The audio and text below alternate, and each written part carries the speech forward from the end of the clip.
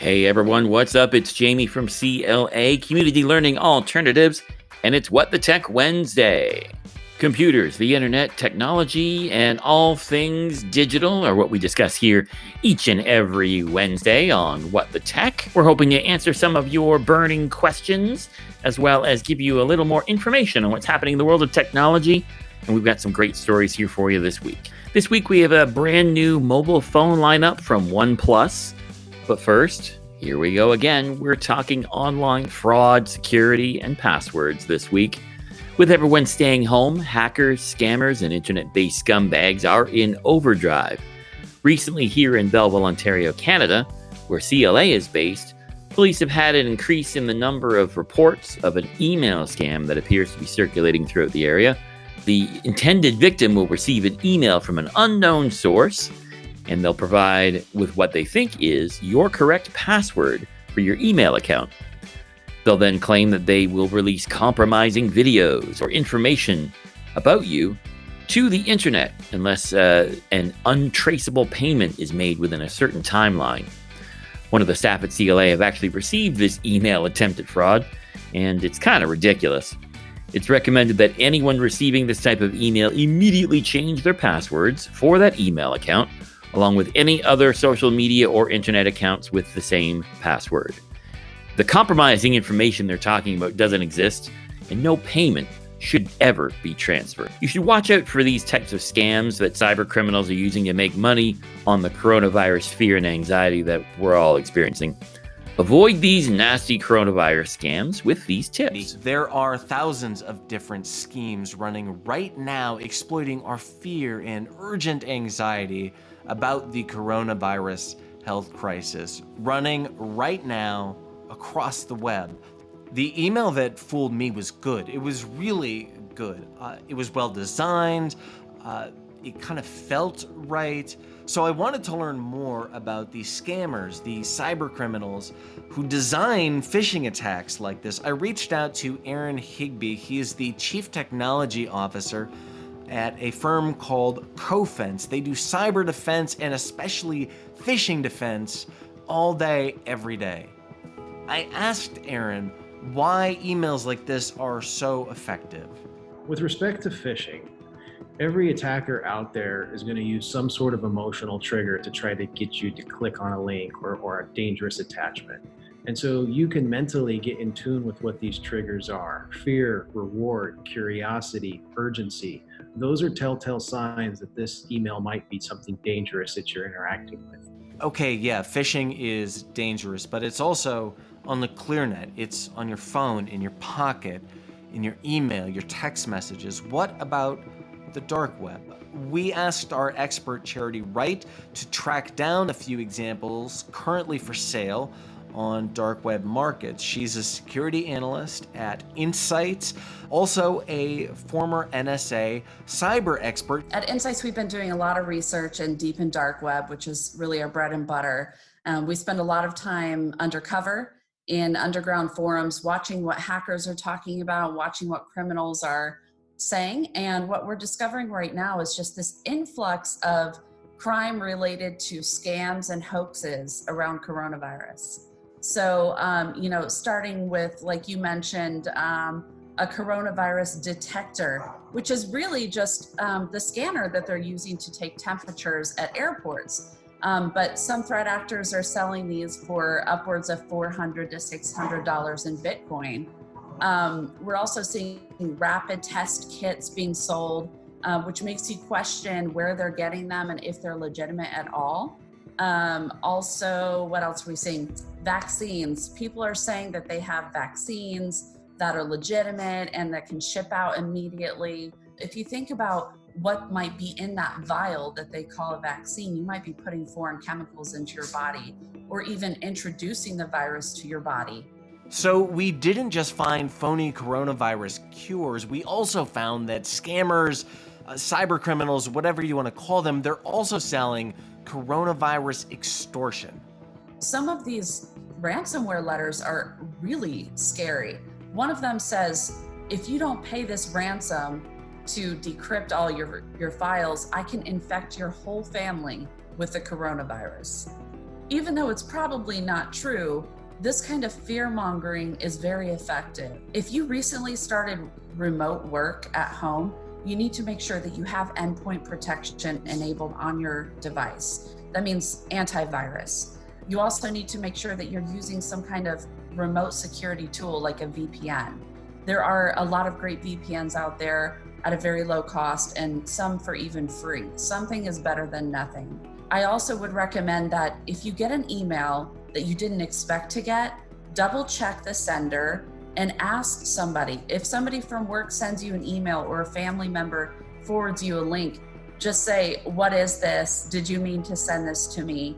And instead of clicking on a link to go to a website that looks legitimate, like World Health Organization website, instead go to your browser and actually go directly to that website instead of clicking on a link. So, password security. We all know that password, or ABCDE, or 1, 2, 3, 4, 5, 6, are really terrible passwords. We know that you shouldn't use the same passwords across multiple websites, and you shouldn't write down your password and leave it by your computer. Yet many people do these things every day. How can you keep your online accounts safe? So I don't want to fearmonger, but I do want to open with a few realistic scenarios that could occur if your passwords were broken into or leaked or whatever. Even ignoring the obviously horrible stuff like what if someone had access to your online banking account. Strap in, it's about to get a little freaky. First off, Facebook, or something like Facebook. Maybe it doesn't seem like that big of a deal. Sure, I mean, maybe they'll see that you're the admin of the combined fan groups of both narwhals and 5-gallon buckets, but nothing can really go wrong here, right? Wrong. Not only can they glean more information very easily, like your phone number, but they can also change your privacy settings, opening up your account to the world. Doesn't sound that bad? Okay, let's take it up a notch. The intruder could glean information from your friends, either by just having closer access to their pages, or by using social engineering practices like simply asking them things. So effectively, your own failures can compromise the privacy of your friends and family. Not cool. And that's ignoring that an especially malicious attacker could ruin friendships or people's perception of you by posting things on your wall that are highly inappropriate or asking things of people that wouldn't be appropriate. So now let's do scenario number 2, losing your email. This is actually one of the worst things that can happen, not because someone might read the love letter you wrote in high school, but because your email is usually used as a password and even username recovery mechanism for your other accounts. Poor email security is basically like handing an intruder the master key to your online identity.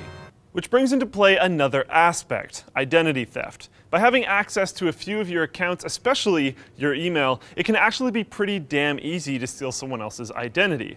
Once that happens, registering new credit cards, getting healthcare on their dime or your dime, or even registering their bridge or highway tolls under your name or their name, is relatively all easily possible. So we all agree that password security is important, and yes, some things are somewhat out of your hands, like website security and whatnot, but what can you do to help protect your own accounts? Well, you can protect against hacking attempts with some fairly simple things. Never store them in plain text on your computers. Never write them down. Never use your real name, username, birthday, phone number, or any other easily identifiable information in your password. Never use an easy keyboard combination like ABCDE, QWERTY, or QAZ. And there are some other good tips too. Be careful with the answers to security questions. If you don't feel like any of them are strong enough, use an unrelated answer that you know you can remember. And if you have to send your password to someone for some probably terrible reason in plain text online, try splitting it up across a few different mediums. Never reuse a password, but especially for your email. Many people are guilty of reusing passwords, including myself in the past, but please, at the very least, use a unique and strong password for your email. And finally, use two-factor authentication wherever possible. You can learn more about it here, but basically with two-factor authentication, you can have security codes sent to your mobile device or email in order to double-check that it's actually you trying to log in. This can really help against things like keyloggers skimming your passwords, as these codes are one-time use. I would highly recommend two-factor authentication. Even if you ignore all of my other suggestions that I've made, please listen to this one. Moving on now. To create a good password is actually rather simple, and if you'd like to see a great infographic on it, look up XKCD password strength. In that infographic, it is stated that, and I quote, "Through 20 years of effort, we've successfully trained everyone to use passwords that are hard for humans to remember, but easy for computers to guess." End quote. I completely and wholeheartedly agree with this. Stop using short but insanely complicated passwords and start using long and more simple ones that you can actually remember. This will help you to not write them down or store them somewhere and makes them actually a lot harder to break. A trick I use is describing something in my environment. For instance, this is a long, skinny, white tube that happens to have tape on it. So I could make my password long, skinny, white tube tape, and it would actually be a pretty secure as long as I don't break any of the other rules as well. But this really isn't enough. There's still a huge amount of unique and long passwords to remember, so you might be inclined to tell your browser to remember your password for a certain website. Don't do that. Chrome's passwords are encrypted based on your Windows login password, the security of which is iffy at best, considering there's a few ways to decipher them quite easily. And Firefox's passwords are normally very easily accessible unless you set your own master password, which for whatever reason it doesn't prompt you to do at this time. So how do you remember them all? Well, I would recommend using a third-party password manager. For cloud-based options, you have LastPass, Dashlane, and 1Password, amongst others. And for local storage options, you have KeePass, RoboForm, and PasswordSafe, again, amongst others. There are positives and negatives to each of these solutions, but that may be for another video at another time. A different route than these would be if you would like to use TrueKey from Intel, a new password security system based around using your fingerprint or your facial recognition as encryption utilities. Again, there's positives and negatives to that as well. And the last but not least option is a physical security key like YubiKey from Yubico. This is a token that's trusted by everyone from Google to Facebook to the freaking United States Department of Defense, and that can provide an additional factor of authentication against anything from your Windows login to your email to your password manager itself. So you'll never really have to worry about some jackass intruders' Netflix suggestions and ratings invading your chill time next time you want to log in. And finally, for some fun news, OnePlus, the most popular enthusiast phone brand, has released its annual refresh to their lineup of mobile phones. And this year they've upped the game with the 8 series. OnePlus flagship phones are pricier than years past, and they feature 5G, liquid smooth displays, and multiple rear cameras. So are they still worth it? Let's find out. OnePlus just announced 2 new flagships for the year. One is the OnePlus 8, and the other is the more higher-end OnePlus 8 Pro.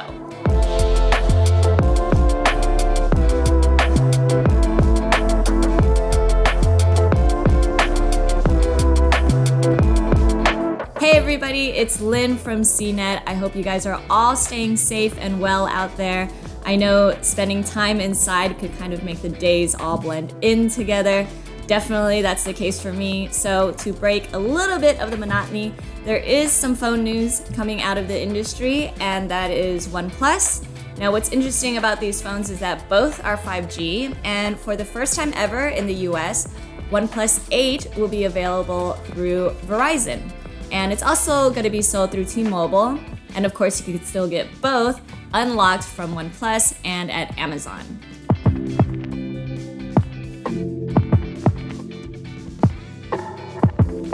Let's go over the main differences between the two phones. The OnePlus 8 Pro, like I said before, is the more expensive higher-end one. It has a 120 Hz display, while the OnePlus 8 has a 90 Hz display. The OnePlus 8 Pro also has wireless charging and reverse wireless charging, so it could charge other accessories. The OnePlus 8 does not.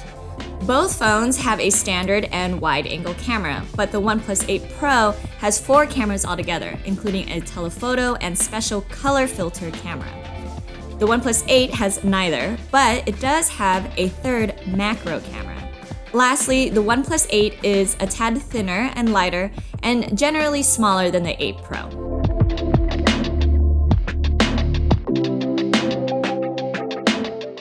I really do like the design of the OnePlus phones this year. They do kind of remind me of the Galaxy S10. That's probably because of this hole punch camera in the front, in the corner, but in general, it looks really sleek and modern. I like the thin bezels and the new colors. And I do like that the cameras are vertically stacked. There is a camera bump. It's bigger on the OnePlus 8 Pro, but it's definitely not as egregious as the one on the Galaxy S20 Ultra for sure.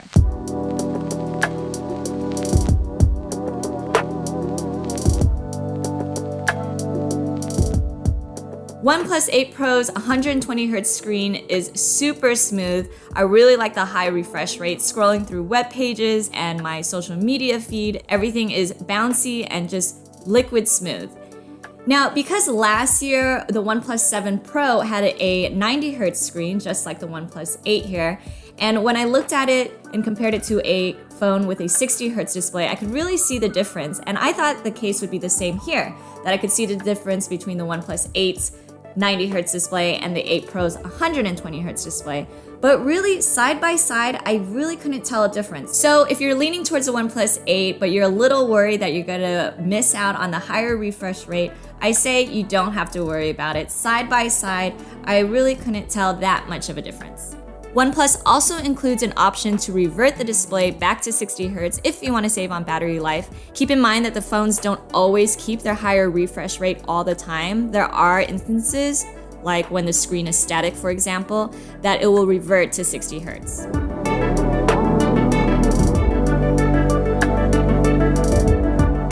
In addition, the OnePlus 8 Pro is finally rated IP68, so it can be immersed in about 3 feet of water for at least 30 minutes. The OnePlus 8 isn't though, but it is as protected against water as past models. And last year when I dunked the OnePlus 7 Pro in a fish tank for 30 minutes, it survived no problem. Both phones run Android 10 with Oxygen OS layered on top. I really like OnePlus's approach to the OS. It's really minimalistic. OnePlus did add some minor customization options that I like. You could change the notification icon shapes, for example. There's more opportunities to tweak the colors.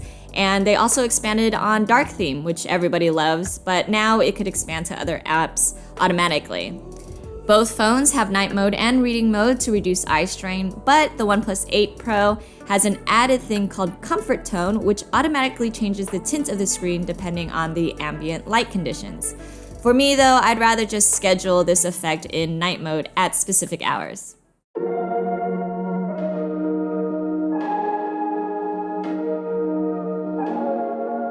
Both phones have a 48 megapixel main camera. They take beautiful, sharp, and vibrant shots, especially in outdoor lighting. And Nightscape, their low light camera setting, also works great. As you can see by these photos taken at night, they really brightened up the images that you see here.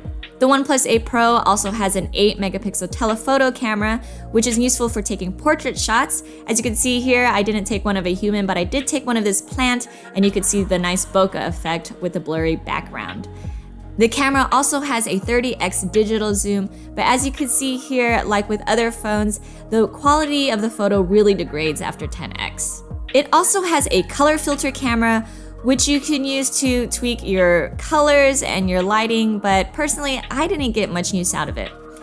The OnePlus 8 doesn't have a telephoto camera, but it still can take portrait shots, and it has an additional 2 megapixel macro zoom. Now, on its own, it doesn't really work that well. Colors are flat and the quality is muddy, so I suggest using just the regular camera if you want to take a photo of something up close and using tap to focus. Both phones have OIS and can capture 4K video, and as you can see here, footage is smooth and steady, and objects are in focus. Like other premium Android phones out right now, the OnePlus 8 and 8 Pro have a Snapdragon 865 chipset, and when I ran Geekbench 5 on these phones, the results were comparable to the Galaxy S20 Ultra and the LG V60. When we ran our battery test for continuous video playback on airplane mode, both phones clocked in about 18.5 to 19 hours. That's an excellent battery life, and we're also going to run streaming video tests, so check back with a written review when those results come in.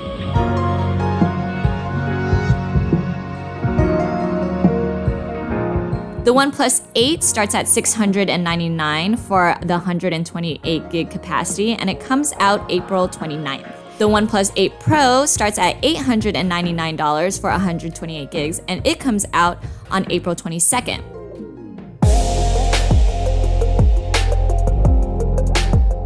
Given the pricing and what I observed this week, the OnePlus 8 phones are getting up there in pricing. It's crazy to think that the OnePlus 8, the starting model, is the same price as an iPhone 11. And the 8 Pro, it's still $100 cheaper than its rivals, but it's not as much as it was in years past. I also have to consider that both phones pack a lot of features.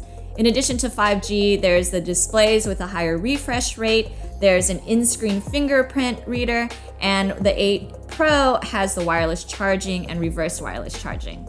Both phones are excellent Android devices, and for me, I really like the OnePlus 8.